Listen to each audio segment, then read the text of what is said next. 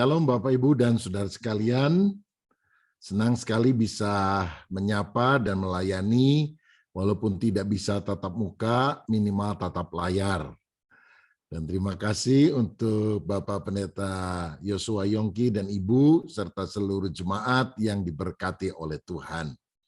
Baik, pada hari ini saya ingin berbagi kebenaran firman dengan judul Belajar Mengasihi Orang yang Mengecewakan. Kita akan baca Yohanes pasal 13 ayat 4 sampai ayat yang ke-7. Yohanes pasal 13 ayat 4 sampai ayat yang ke-7. Demikian bunyi firman Tuhan. Lalu bangunlah Yesus dan menanggalkan jubahnya, ia mengambil sehelai kain lenan dan mengikatnya pada pinggangnya. Kemudian ia menuangkan air ke dalam sebuah basi dan mulai membasuh kaki murid-muridnya, lalu menyekanya dengan kain yang terikat pada pinggangnya itu. Maka sampailah ia kepada Simon Petrus, kata Petrus kepadanya, "Tuhan, engkau hendak membasuh kakiku?" Jawab Yesus kepadanya, "Apa yang kuperbuat engkau tidak tahu sekarang, tetapi engkau akan mengertinya kelak." Amin. Kita tahu bahwa hukum terutama yang Tuhan berikan kepada kita adalah kasihilah Tuhan Allahmu dengan segenap hatimu dan kasihilah sesamamu manusia seperti engkau mengasihi diri sendiri. Mengasihi Tuhan, mengasihi sesama. Ini adalah prinsip salib. Mengasihi Tuhan ya tentu yes ya buat kita anak-anak Tuhan. Tapi mengasihi sesama ini mungkin kita masih mikir. Kalau orangnya baik, kalau orangnya bersahabat dengan saya tentu oke. Tapi bagaimana saya bisa tetap bersikap baik kepada orang yang menyebalkan? Karena semakin hari semakin banyak orang yang menyebalkan. Ya, kalau di BMC New York rasanya nggak ada lah orang yang menyebalkan ya. Haleluya. Mudah-mudahan kita semua orang yang menyenangkan orang lain dan terutama hidup memuliakan Tuhan. Tapi pertanyaan ini yang harus kita jawab. Bagaimana kita bisa mengasihi orang yang menyebalkan, yang mengecewakan? Nah, kita tahu menjelang Yesus disalib, Yesus telah mengadakan perjamuan makan bersama dengan murid-muridnya pada malam hari. Dan menurut tradisi Yahudi, biasanya ada seorang hamba atau budak yang mencuci kaki dulu semua tamu-tamu yang ada. Dan bila tidak ada, maka salah satu yang paling muda yang harus melakukan tugas itu. Tapi ternyata mereka tidak mau melakukan tugas membasuh kaki satu dengan yang lain karena mereka baru saja bertengkar. Siapa yang terbesar di antara para murid? Karena itu tentu setelah mereka debat siapa yang paling hebat, mana mau mencuci kaki. Itu menandakan dia adalah hamba yang paling rendah. Pada saat itulah Yesus mengambil baskom dan lap, lalu kemudian mencuci kaki murid satu persatu. Dan dia memberikan teladan bagaimana kita bisa tetap berhubungan dengan orang-orang yang mengecewakan. Tentu Yesus kecewa karena sikap muridnya demikian. Apalagi ini adalah perjamuan malam menjelang nggak lama dia akan ditangkap dan mati, saudara. Kok orang malah ribut soal siapa yang paling hebat di antara mereka. Tetapi kita tidak bisa pungkiri bahkan di dalam relasi kita sebagai anak Tuhan seringkali ada masalah dalam relationship, di dalam hubungan. Dan ini biasanya terjadi karena kita menyepelekan atau disepelekan oleh orang lain. Masalah itu juga muncul karena kita rasa lebih hebat, lebih benar, dan menganggap orang lain yang salah.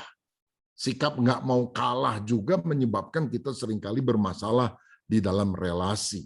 Satu kali ada dua orang anak yang setelah mengikuti kelas di sekolah, waktu istirahat, yang satu ngomong gini sama temennya, kamu tahu nggak tadi pelajaran geografi, kan ada terusan Suez dekat Israel.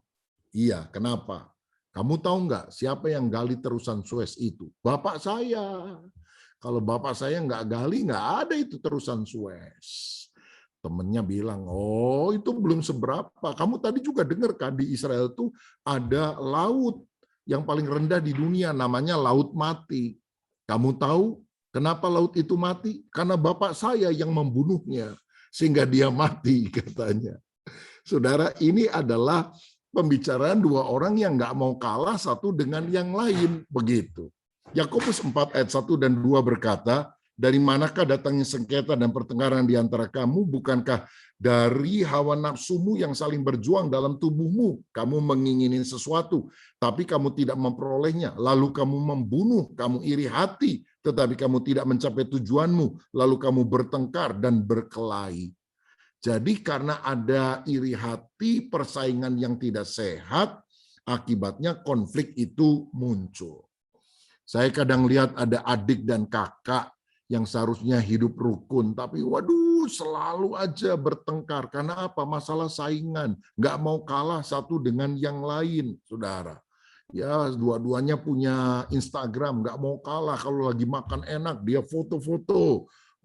Dia tag saudaranya itu. Kalau liburan, misalnya ke luar negeri, bahkan dia tag supaya menunjukkan aku lebih hebat dari kamu loh.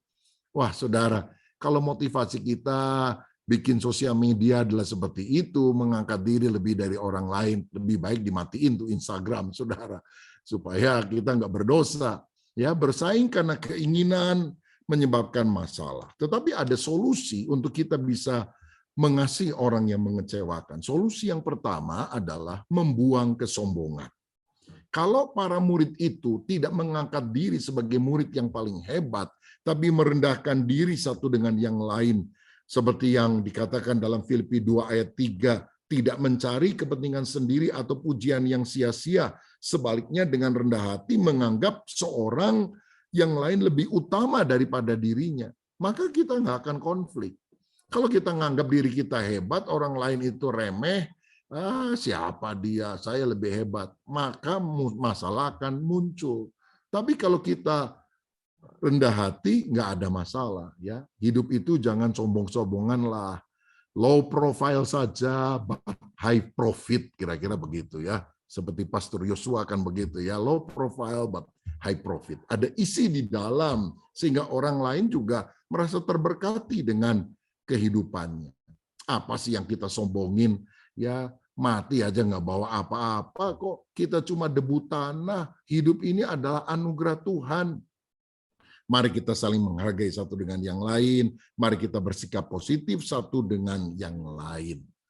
Saudara, pada waktu saya remaja, saya membaca sebuah buku yang menarik kalau menurut saya. Namanya How to Win Friends and Influence People. Bagaimana mencari kawan dan mempengaruhi orang lain. Ini dari Dale Carnegie, ini buku udah lama banget, tapi masih tetap menarik ya. Saya lihat dicetak dalam berbagai bahasa. Nah, ada beberapa hal yang saya pelajari dan mau bagikan. Gimana sih supaya kita ini bisa jadi sahabat yang menyenangkan bagi banyak orang, nggak ngeselin gitu loh, nggak nyebelin orang gitu ya. Yang pertama, jangan suka mengkritik atau menjelek-jelekan orang lain. Kita aja kan nggak mau dijelek-jelekin orang lain. Kita juga harus melakukan hal yang baik itu kepada orang lain. Ya, yang kedua, berikan pujian dan apresiasi yang tulus. Selalu temukan bukan kekurangan orang lain, tapi kelebihannya. Dan belajarlah memberikan pujian dari hati kita yang terdalam. Yang ketiga, jadi pendengar yang baik saat orang lain cerita. Orang yang suka mendengarkan orang lain akan menjadi sahabat favorit dari sesamamu. Karena pada waktu orang ngomong, dia ingin ada orang yang mendengarkan dan memahami isi hatinya. Karena itu, mengapa Tuhan memberikan kepada kita hanya satu mulut dan dua telinga, supaya kita lebih banyak mendengarkan daripada banyak berbicara. Yang keempat, kita harus belajar menghargai orang lain. Buat dirinya merasa penting. Ya, kita tidak perlu menceritakan hal-hal yang membuat orang terkesan dan berkata, saya penting, saya hebat. Nggak perlu gitulah, saudara. Ya, berlian itu tidak perlu menonjolkan dia, begitu saudara. Ya, hargai orang lain, buat dia merasa dirinya penting. Salah satu yang sangat penting untuk seseorang adalah nama. Kalau orang disapa dengan namanya, maka tentu ini akan sangat berarti untuk dia. Saudara, salah satu kesulitan kita terus terang adalah mengingat nama orang. Tapi kita harus belajar melakukannya. Ya, saya mengembalakan gereja di beberapa kota, jemaat Tuhan percayakan juga lumayan banyak. Jadi terus terang sebagai gembala, saya nggak bisa ingat nama semua anggota jemaat, saudara. Kalau udah ribuan kan susah begitu ya. Tapi saya berusaha untuk melakukan hal yang terbaik setiap kali kebaktian, nyalamin jemaat setidaknya. Jadi tidak langsung menghilang di balik panggung begitu saudara. Walaupun sebelum pandemi ya, sekarang kan sudah mulai datang tapi jumlah masih dibatasi. Sebelum pandemi mungkin ibadah pagi bisa 1.000, ibadah siang bisa 1.500, yang ada ibadah berikutnya juga. Pak Yongki beberapa kali sudah pernah melayani kita juga. Dan nyalamin orang sekian ribu setiap hari Minggu itu kayak orang kawinan kan saudara sekalian, pegel juga. Tapi saya harus melakukan itu. Saya harus melakukan karena ketika orang salaman itu setidaknya kita bisa menyapa dan seringkali bilang, Pak Pendeta, saya ada masalah, boleh nggak saya minta didoakan? Oh ya, silahkan duduk. Setelah habis salaman saya akan doakan. Jadi kadang-kadang begitu selesai udah ada 4-5 orang yang duduk dan saya harus layani dengan baik, kecuali kalau ada yang kesurupan mau dilepaskan dari jimatnya atau apa, saya minta staf tolong dilayani karena lebih lama sesinya biasanya saudara.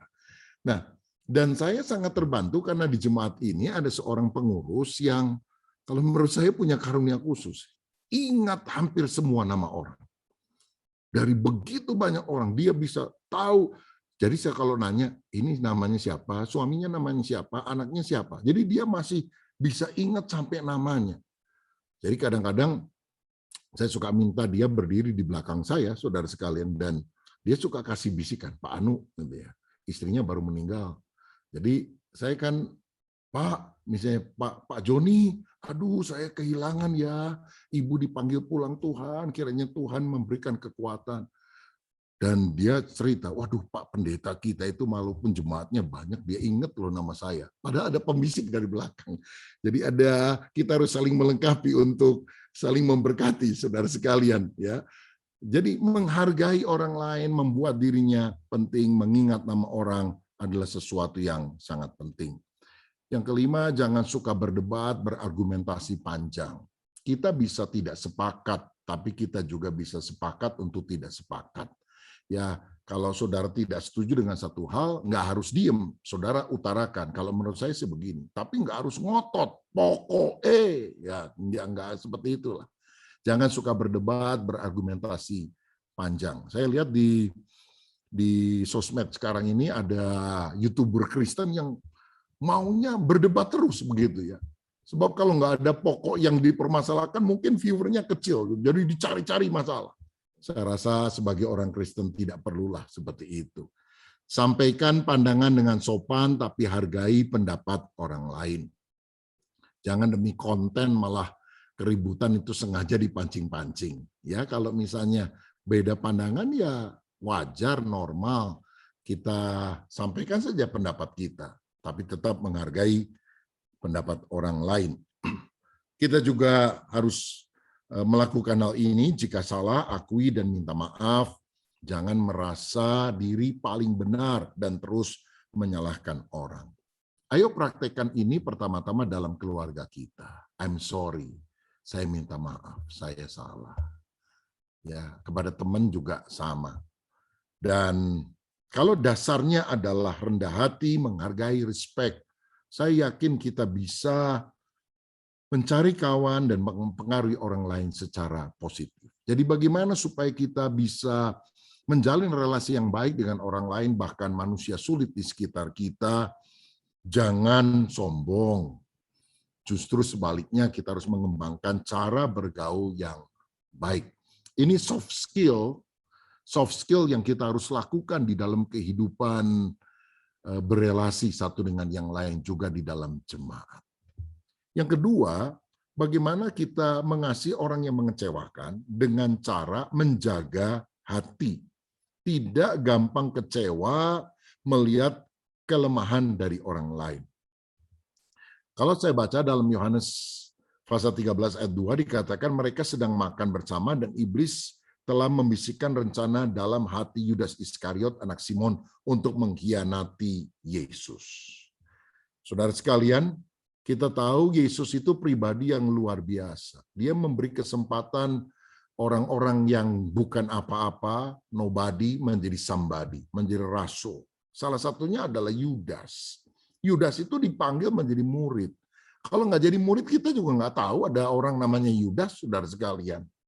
Dia diberi makan dengan mujizat 5 roti dan 2 ikan. Ya, sisanya 12 bakul. Kenapa 12? Mungkin murid Yesus kan jumlahnya 12. Jadi porsi makan murid Yesus bukan per piring, per bakul, saudara-saudara.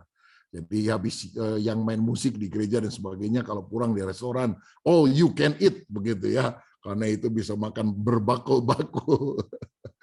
Oh you can eat, termasuk sendok, piring, dan garpunya kalau mau, begitu saudara.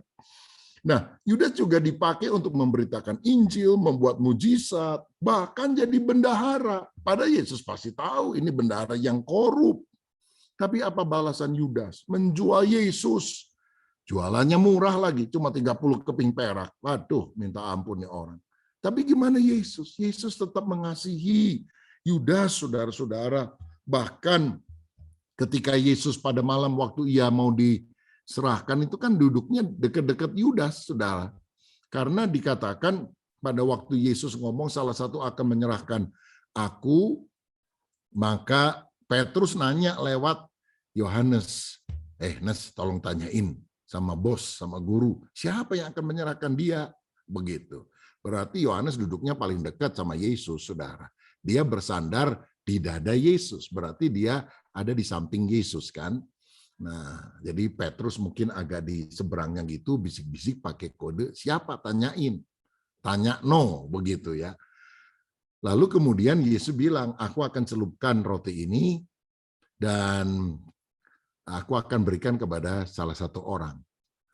Lalu dia celupkan, dia kasih ke Yudas. Pasti Yudas juga di samping dia. Nggak mungkin Yudas itu di ujung nun jauh di sana. Kalau saudara lihat foto dari Leonardo da Vinci, The Last Supper, Yudas itu kan paling pojok tuh, dekat jendela, bentar lagi jatuh dari jendela tuh. Ya, tapi enggak, Yudas pasti di sampingnya, saudara. Yohanes di sampingnya, Yudas di samping satunya lagi, karena Yesus langsung kasih. Kalau enggak kan, waktu ambil roti, dia bilang tangkap, begitu ya. Kalau duduknya jauh, dia mesti lempar tuh roti. Nah, jadi bayangkan, dia itu dianggap murid yang sangat penting. Di samping Yohanes, itu adalah Yudas, orang kepercayaannya. Tapi balasan Yudas, aduh, mengecewakan. Pernah ketemu orang model begitu? Saudara baik sama dia, dia jahat sama saudara. Saudara kasih duit sama dia, dia fitnah kita. Kita bantu dia, dia jelek-jelekin kita. Sampai kita bilang, kok ada ya orang model begini? Kok ada, saudara? Kelompok Yudas itu ada, kelompok Yesus itu ada Yudasnya. Sebaik-baiknya kita selalu ada Yudas. Saya ingat satu kali ada seorang pendeta tamu, kita undang khotbah di Bandung di tempat saya melayani. Lalu kebetulan saya pergi ke kota lain untuk melayani, jadi saya titip kepada para pengurus jemaat. Jadi dia khotbah tentang pergumulan di gerejanya. Lalu dia cerita, waduh di gereja saya ini ada Yudas. Orang kepercayaannya mengkhianati, bahkan memecah belah jemaat, dan sebagainya. Setelah selesai ibadah 1, mau masuk ibadah 2, kan ditemani sama pengurus sambil makan. Terus pengurus saya ngomong gini, Pak, di tempat Bapak ada Yudas ya? Iya, ada 1 orang nyebelin banget. Oh, itu belum seberapa, Pak. Di Pak Rubin ada 5 Yudasnya, katanya. Waduh. Jadi saya mau bilang, kita layani sebaik mungkin atau apa. Selalu ada manusia sulit model Yudas ini, saudara. Tapi, bila kita membalas yang jahat dengan yang jahat, bila perbuatan Yudas itu kita balas seperti apa yang Yudas lakukan, kita Yudas juga dong, kalau begitu. Saudara, untuk itu mari kita menjadi orang yang benar-benar belajar membalas kejahatan dengan kebaikan. Ya, jangan kita jadi seperti Yudas. Yesus mengasihi dan siap mengampuni. Bahkan ketika Petrus menyangkal, dia datang, Yesus mengampuni. Saya percaya bahwa dosa yang tidak bisa diampuni adalah dosa menghujat Roh Kudus. Dan orang yang menghujat Roh Kudus adalah orang yang tidak pernah balik minta ampun. Jadi selama orang itu masih minta ampun, maka dia sebetulnya tidak dalam posisi menghujat Roh Kudus. Apa dosa yang tidak pernah diampuni? Itulah dosa yang tidak pernah diakui. Sekali lagi, dosa yang tidak pernah diampuni adalah dosa yang tidak pernah diakui. Kalau Yudas datang minta ampun sama Yesus, ngaku dosa, diampuni nggak sama Tuhan? Saya yakin diampuni. Cuma dia nggak mau datang. Setan pernah protes nih sama Tuhan. Tuhan, aku ini protes ya. Salah sekali dulu itu ingin jadi seperti engkau, kok dibuang jadi setan, nggak diampuni. Padahal anak-anakmu itu yang di BMC New York itu kok suka salah bolak-balik itu kan. Minta ampun diampuni, minta ampun diampuni. Aku protes, kenapa Tuhan nggak ngampuni saya? Lalu dalam percakapan imajiner Tuhan ngomong gini sama Lucifer, memang anak-anakku itu yang di BMC New York itu salah bolak-balik tapi selalu minta ampun. Kamu salah pernah minta ampun nggak? Lucifer ngeloyor pergi karena dia nggak pernah minta ampun. Dosa yang tidak pernah diakui adalah dosa yang tidak bisa diampuni. Kalau Yudas datang bertobat, diampuni oleh Tuhan. Seperti Petrus juga. Jadi, mari kita juga belajar tidak membalas kejahatan dengan kejahatan. Kalau suami selingkuh, istri jangan bilang, emang cuma kamu yang bisa? Gua juga bisa.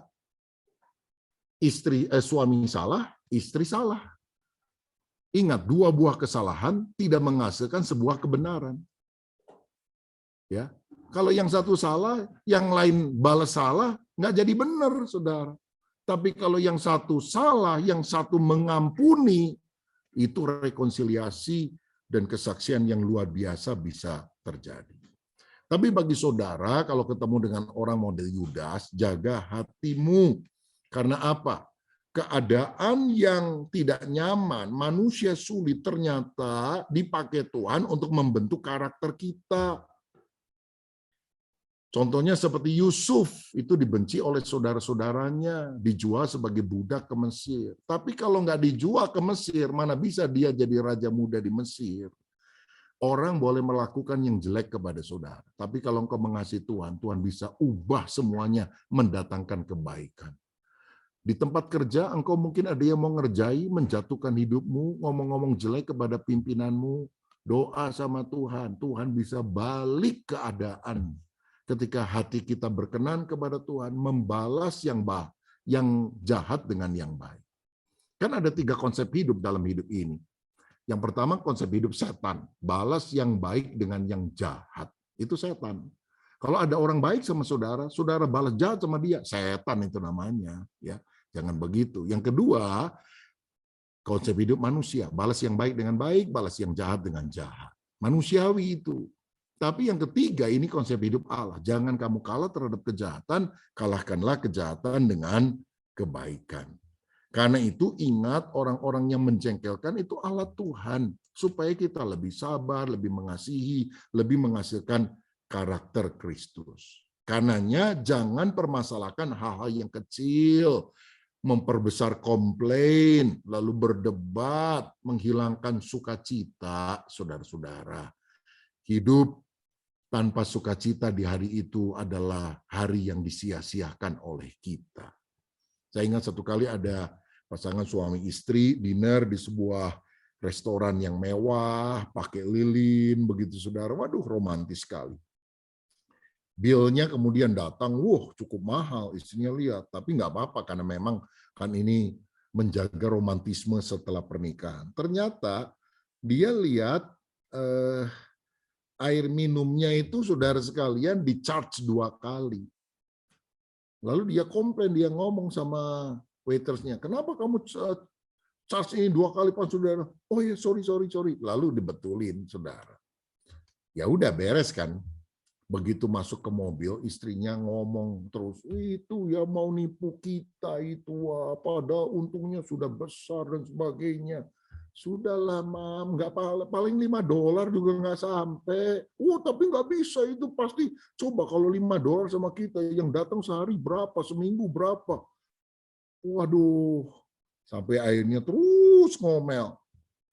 Sukacita hilang, keharmonisan hilang. Sampai suaminya bilang, kita ini mau dinner karena menjaga romantisme. Tapi gara-gara kamu ngomong gini, gara-gara $5 pulang, habis nih sukacitanya, itu lebih mahal dari $5 tahu katanya. Saudara, ingatlah respon kita terhadap orang yang menjengkelkan itu harus tepat. Alkitab berkata, jagalah hatimu dengan segala kewaspadaan, karena dari situlah terpancar kehidupan. Haleluya.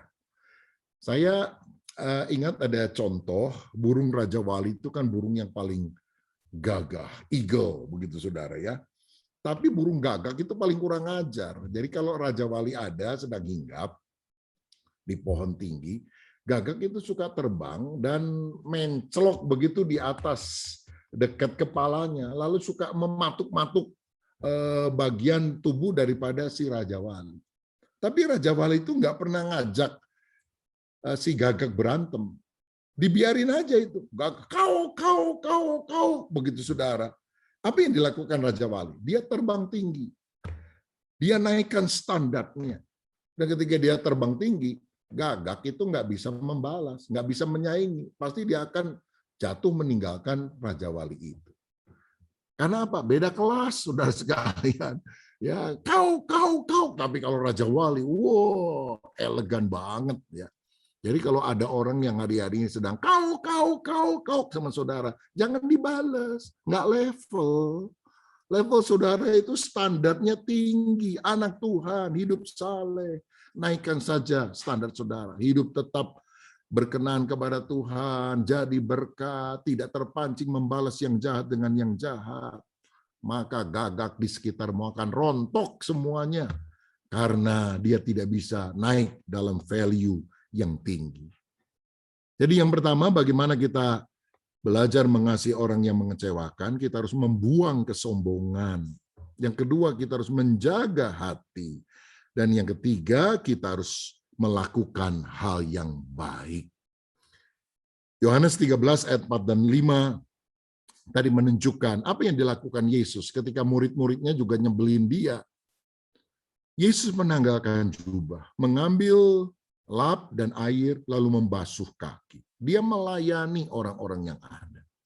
Dia tetap melayani murid-muridnya yang sebetulnya mengecewakan, sebetulnya menjengkelkan hati Yesus.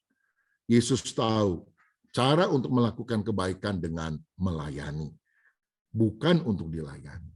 Hidup kita harus jadi berkat bagi banyak orang. Saudara, kita juga harus belajar melakukan pelayanan, hal yang baik. Kita tetap berbesar hati kepada orang-orang yang tidak menyukai kita, walaupun kita disalahpahami. Ya. Yohanes 13 ayat 7 berkata, apa yang kuperbuat engkau tidak tahu sekarang, tapi engkau akan mengertinya kelak. Jadi ketika Yesus membasuh kaki murid-muridnya, Simon Petrus protes. Salah Tuhan, mestinya aku yang mencuci kaki. Udahlah, aku yang cuci, kalau enggak kamu tidak dapat bagian dalam hidupku. Oh kalau gitu sekalian aja mandiin. Wah kurang ajar juga nih saudara sekalian. Disalahpahami juga. Saudara berbuat baik, orang jahat, kita balas baik. Disalahpahami, oh penakut, oh memang dia salah, makanya baik-baikin saya. Biarinlah, tetap kita lakukan yang terbaik. Amsal 27 ayat 6. Seorang kawan memukul dengan maksud baik, tetapi seorang lawan mencium secara berlimpah-limpah. Tetap lakukan tabur hal yang baik. Saya pernah baca beberapa waktu yang lalu di kota Yogyakarta, ada seorang gadis sederhana, mbak-mbak gitulah ya, mau beli pulsa di sebuah minimarket di kota Jogja. Dimarahin sama kasir yang jualan itu. Wah, dimarah-marahin, dibentak-bentak dengan suara keras. Bahkan yang terakhir, handphone daripada si gadis itu diambil oleh kasir tersebut. Nah, ada orang yang melihat itu, yang nggak tahu ceritanya. Waduh, ini kasir, dia sebutkan nama minimarketnya apa. Oh, kasar sekali, nggak pantas jadi pelayan dan sebagainya. Oh, menyebar di sosmed, saudara sekalian. Kan gampang sekali itu, sedetik aja udah tinggal difoto, kasih narasi, wah tersebar. Ternyata gadis ini rupanya sedang ditelepon oleh seseorang yang mengaku bahwa bapaknya mengalami kecelakaan. Jadi harus segera ditransfer uang. Karena nggak punya uang, udahlah pakai pulsa saja. Nanti pulsa ini saya butuhkan karena harus ngurus bapakmu untuk masuk rumah sakit. Dan si mas kasir ini merasa janggal begitu. Karena mungkin dia juga tahu ini orang kalau belinya biasanya murah-murah, kok sekarang belinya Rp600.000, saudara. Jadi dia pikir, wah ini pasti kalau orang Jawa bilang apa itu digendam gitu ya, diguna-guna. Jadi dia sengaja marahin supaya orangnya sadar dan bahkan merebutnya. Dan akhirnya si mbaknya ini sadar dan dia sangat berterima kasih. Tapi ini berita buruknya udah menyebar, saudara sekalian, sama netizen yang lihat itu. Nah, jadi kadang-kadang kita melakukan hal yang baik, tapi orang menyalahpahami kita. Tapi tetaplah melakukan hal yang baik. Ya. Jadi kalau saudara tahu ada temanmu yang salah, kok relasinya cukup dekat, ya saudara kasih kata-kata yang baiklah, teguran dengan lemah lembut supaya dia juga sadar. Misalnya kalau ada teman saudara yang suka marahin bininya di muka umum, satu kali cari tempat yang baik ketika lagi sendirian. Sorry bro, aku lihat kamu kok suka maki-maki istrimu di depan umum, ya termasuk di depan saya. Jangan begitulah. Ya, istrimu juga kan perlu mendapatkan penghargaan. Temanmu dikasih tahu, mungkin bisa terima, tapi mungkin bisa marah juga. Oh, kamu belain istri saya, naksir istri saya lah. Wah, malah salah paham lagi. Tapi tetap kita harus melakukan kebaikan. Kalau ada yang muda di sini lihat temennya mengghosting pacarnya, begitu saudara ya. Jadi nggak ada kabar, nggak ada berita, hilang gitu aja. Ya saudara kasih tahu lah. Kalau kamu udah nggak suka, ya mau putus itu hakmu, tapi ngomong baik-baik lah, jangan ghosting hilang kayak setan itu nggak bisa kelihatan batang hidungnya lagi. Nah pada waktu diomongin gitu, belum tentu teman saudara juga mau menerima, tapi tetap kita menabur yang baik. Kasihlah orang lain, termasuk yang membenci, karena Yesus pernah bilang, Bapa di sorga itu memberi matahari dan hujan bagi orang yang baik dan juga orang yang jahat. Dan kalau kita hanya memberi salam kepada orang baik yang kita kenal, apa lebihnya dari kita, dari pemungut cukai, dari orang Farisi. Allah ingin agar kita punya karakter yang baik, tetap menabur yang baik. Ya, Galatia 6 ayat 9 dan 10, jangan jemu-jemu berbuat baik, karena apabila sudah datang waktunya kita akan menuai jika kita tidak menjadi lemah. Tetap menabur kebajikan. Saudara, Ibu Teresa pernah bilang gini, jangan biarkan setiap orang yang datang pada Anda pergi tanpa merasa lebih baik dan lebih bahagia. Jadilah ungkapan hidup dari kebaikan Tuhan. Kebaikan dalam wajah Anda, kebaikan dalam mata Anda, kebaikan dalam senyum Anda.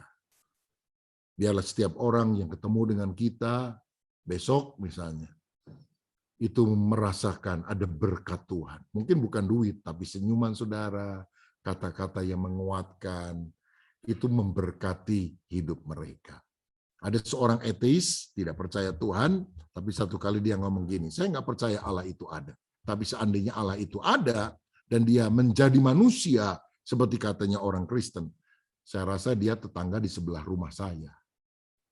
Kenapa dia bilang gitu? Karena tetangganya seorang misionaris yang baik sekali, yang saleh, yang murah hati. Akhirnya ateisnya bertobat.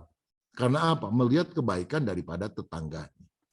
Kita membaca 4 Injil, Matius, Markus, Lukas, Yohanes. Orang yang tidak kenal Tuhan membaca Injil kelima, yaitu saya dan saudara. Kitalah surat Kristus yang terbuka. Kita nggak sempurna, masih banyak kekurangan, tapi kita minta kepada Tuhan dimampukan untuk hidup kita jadi berkat bagi banyak orang lain. Satu kalimat lain yang saya mau kutip dari Ibu Teresa adalah ini. Bila engkau baik hati, bisa saja orang lain menuduhmu punya pamrih, tapi bagaimanapun berbaik hatilah. Bila engkau jujur, mungkin saja orang lain akan menipumu, tapi bagaimanapun berbuatlah jujur. Kebaikan yang engkau lakukan hari ini, mungkin saja besok sudah dilupakan orang, tapi bagaimanapun berbuat baiklah.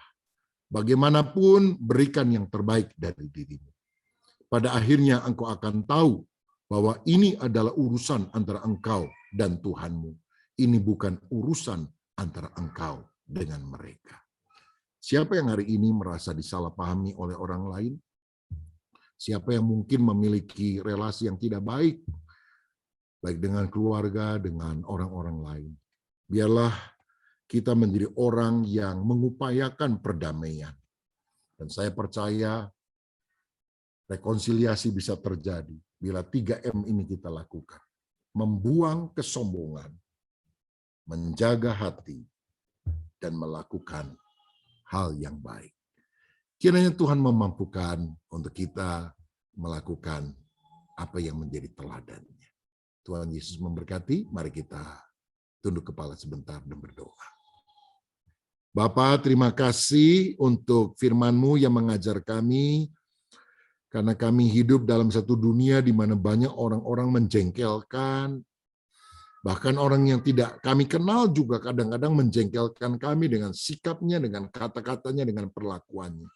Biar kami tidak terpancing membalas yang jahat dengan jahat, tapi kami merendahkan hati, menganggap orang lain lebih utama, melihat situasi bukan dari sudut pandang diri kami sendiri, tapi kami menempatkan diri pada posisi orang itu. Mungkin dia sedang ada masalah, kesulitan, dan sebagainya. Biar kami menjaga hati dalam hubungan dengan suami atau istri, dengan hubungan dengan teman-teman, orang-orang segereja, biar kami menjaga hati. Hati kami selalu bersih di hadapan Tuhan. Dan biarlah kami selalu melakukan yang baik. Karena kami tidak mau kami hanya baik kepada orang yang baik. Karena kebaikan kami adalah kebaikan yang berpamrih. Tapi jadikan kami seperti Yesus, tetap melakukan hal yang baik. Bahkan kepada orang-orang yang menjahati dia. Tuhan, kami tahu ini sulit kalau bukan Roh Kudus yang mengerjakan di dalam kami. Tapi biar Engkau memberikan kemampuan itu bagi kami. Berkat-Mu atas kami yang telah menerima firman pada malam hari ini. Berkati BMC New York makin bertumbuh, makin bertambah. Berkati Pastor Yongki dan seluruh keluarga. Biarlah Tuhan memakai hamba-Mu ini makin dahsyat untuk kemuliaan nama Tuhan. Demi nama Yesus. Haleluya.